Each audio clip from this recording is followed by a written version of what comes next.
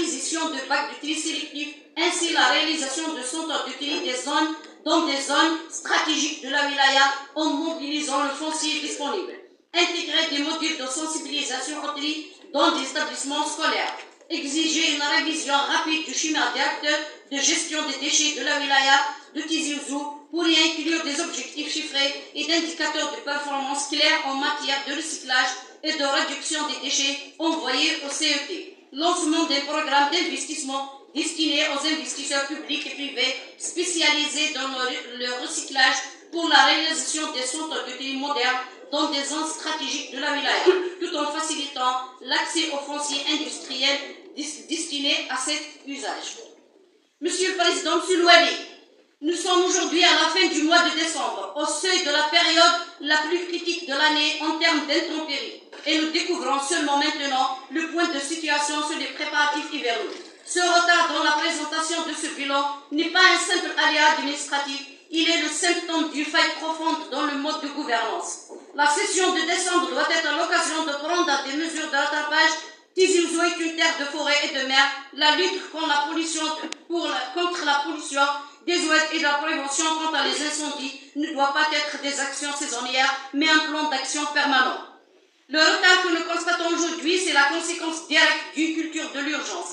Il est paradoxal de constater qu'en 2025, l'hiver semble encore nous surprendre, comme s'il s'agissait d'un événement imprévu. Pourtant, nous connaissons parfaitement la photographie montagneuse et la rigueur climatique de notre wilaya. Si ce point de situation arrive si tard, c'est parce que nous attendons trop souvent le début des intempéries pour évaluer les besoins au lieu d'agir dès l'été. Nous perdons un temps précieux à rassembler des statistiques et des taux de raccordement pour rassurer les esprits, alors que, au bout du tuyau, une réalité amère. Ce retard s'explique également par une division totale entre les acteurs clés du terrain. Absence de la concertation avec les élus que nous sommes pour opter un plus ou proposer des solutions. D'ailleurs, nos alertes ne sont jamais intégrées dans vos plans de secours. Son manque de dialogue et ce retard de préparation est un coût humain et social inacceptable. Le réseau électrique monte à ses limites au moins coup de vent, prouvant que les directions n'ont pas collaboré pour sécuriser les lignes en amont. Les ruptures de stock de bouteilles de gaz dans des zones non raccordées témoignent d'une gestion des stocks totalement défaillante. En conclusion, ce retard n'est pas une question de calendrier, c'est une perte de temps précieuse qui met en danger la vie des malades et des personnes âgées dans nos villages isolés. Il est impératif de rompre dans cette inertie.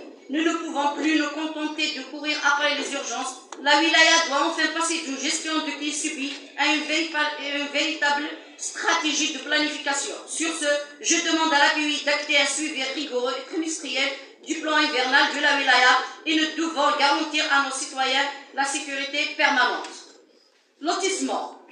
Bloquer ce secteur, ce n'est pas seulement répondre à une crise du logement devenue aiguë, c'est d'injecter un souffle vital dans notre économie locale et relancer l'ensemble du secteur du bâtiment. Nous ne pouvons plus cacher le calvaire de nos concitoyens, notamment dans des zones rurales. Ces derniers ont acquis des lots de terrain en toute légalité, mais attendent leur viabilisation depuis plus de 20 ans.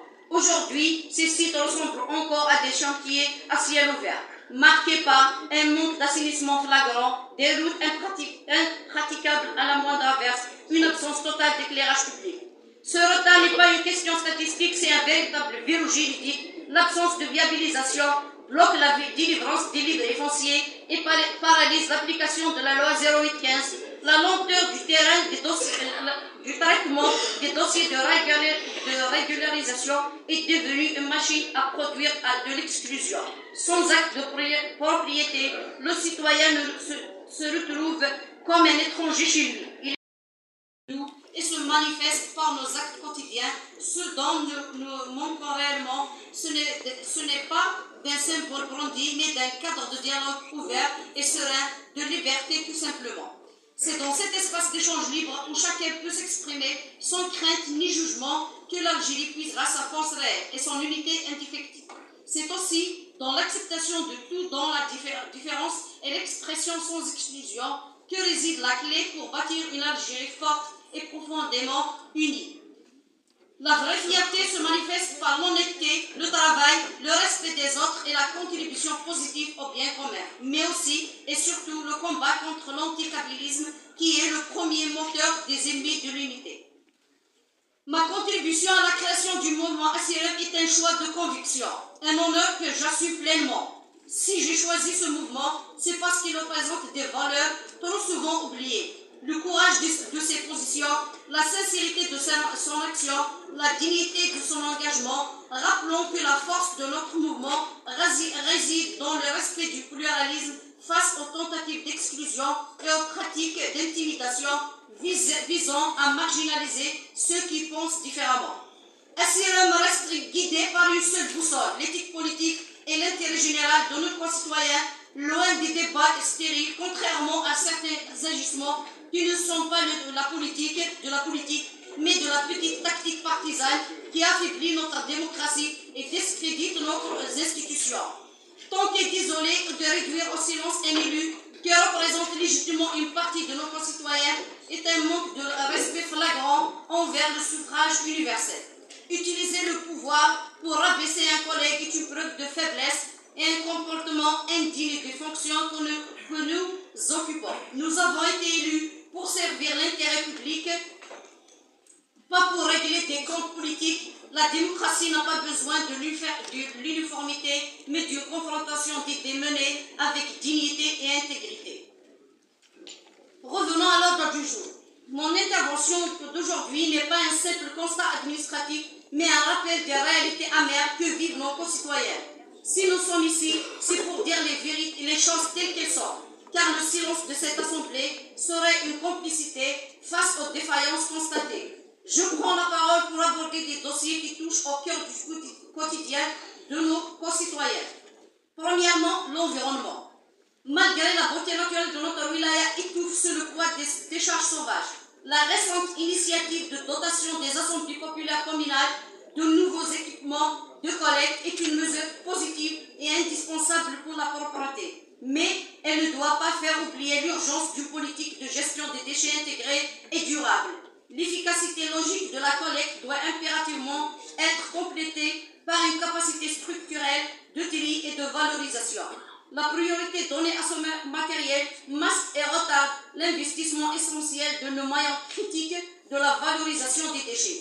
Il est aussi regrettable de constater que si les APC reçoivent des moyens, le problème se déplace rapidement vers l'étape suivante.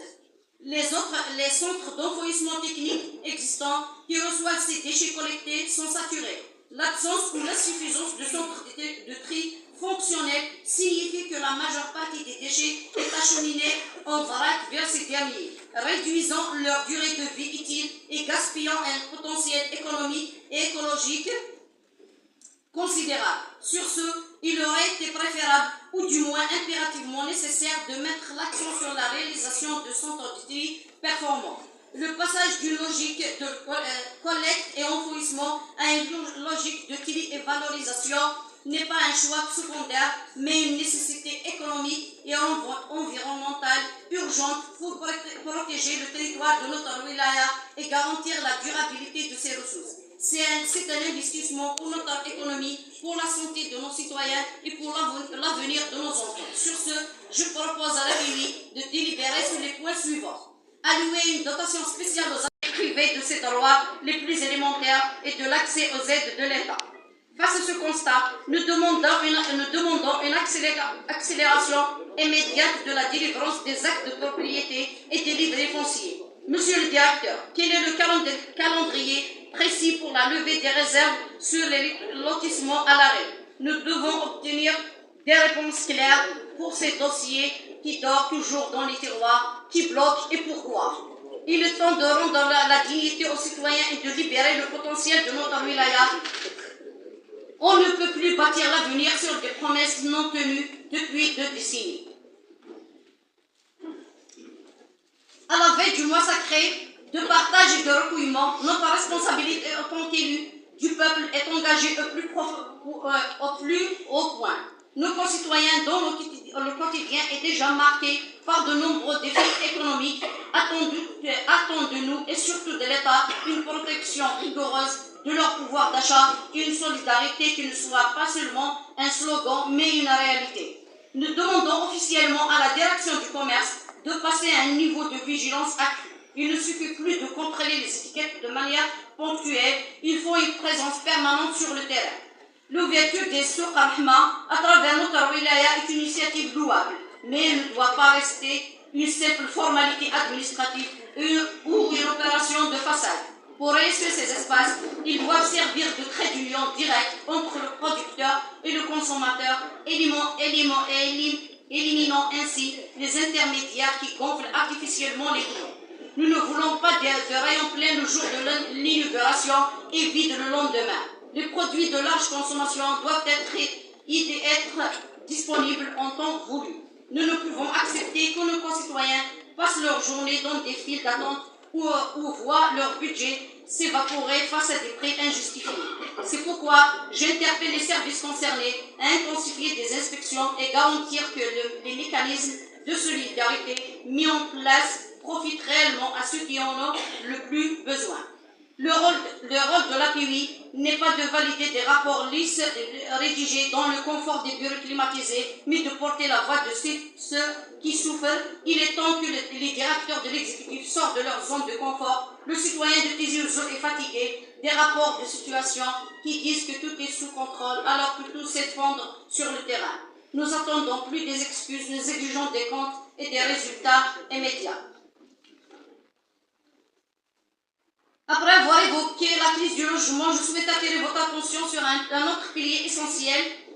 Sans lui, nos villages sont condamnés à l'isolement éternel. Il s'agit du transport qui est un droit fondamental et non un luxe. Le secteur des transports dans notre wilaya est marqué par une anarchie qui pénalise les plus précaires, les étudiants, les travailleurs et les habitants des villages isolés. Aller à Bousganaï, Hammam ou Al-Fatonen après 15 heures est devenu un rêve, suite à l'absence de lignes régulières, surtout en fin de journée.